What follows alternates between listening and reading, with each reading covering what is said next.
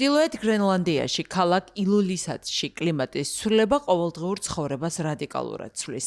ადგილობრივი მცხოვრები და ძაღლებით შეբმული მარხილი ცრიალის 5 გზის ჩემპიონი იორგენ კრისტენსენი ამბობს, რომ წელს 1 იანვარი იყო, როცა არც ზღვისყინული და არც თოვლი არ ყოფილა. 1000 წელზე მეტია ინუიტები არქტიკაში ძაღლებით შეբმული მარხილებით გადაადგილდებიან. თუმცა ახლა ყინულის ნაცვლად მიწაზე და კლდეებზე უწევთ სიარული. თუ 1980-იან წლებში ზამთარში ტემპერატურა -25 გრადუსამდე ეცემოდა, დღეს ხშირად 0-ს აჭარბებს და ზოგჯერ 10 გრადუსსაც აღწევს.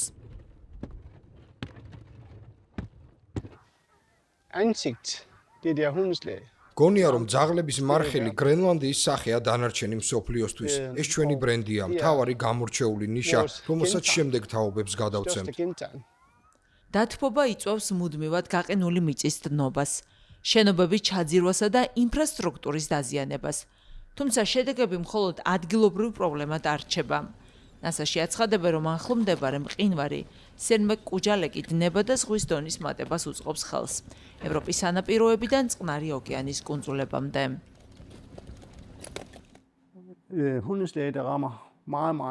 კლიმატის ცვლილება მარხილი ცრიალს ძალიან მძიმე ზიანი მიაყენა. დავკარგეთ ის მარშრუტები და ბუნებრივი ხიდები, რომლებიც ადრე გქონდა. როცა ზღვის ყინული ჩნდებოდა, თავისუფლად წვეტდით, სად წავსულიყავით. ახლა ზღვის ყინული აღარ არის. მარხილით გადაადგილება მხოლოდ ხმელეთზე შეგვიძლია. აღარ არის თოვლი, ყინული და ზღვის ყინულიც. ზოგჯერ ამ დანაკარგს ძალიან მძიმედ ვგრძნობთ.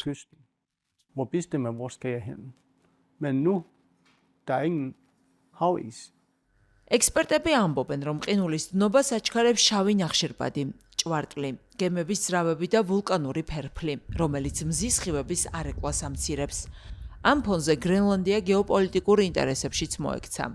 ადგილობრივები ფიქრობენ, რომ მიწისქვეშა მინერალების პოტენციალმა ამერიკის შეერთებული შტატების პრეზიდენტის დონალდ ტრამპის ყურადღება მიიპყრო. დღეს არსებული სათევზაო ზონა ის ადგილია, სადაც 40 წლის წინ მყინვარის კიდე გადიოდა. მას შემდეგ ყინულმა დაახლოებით 40 კილომეტრით უკან დაიხია.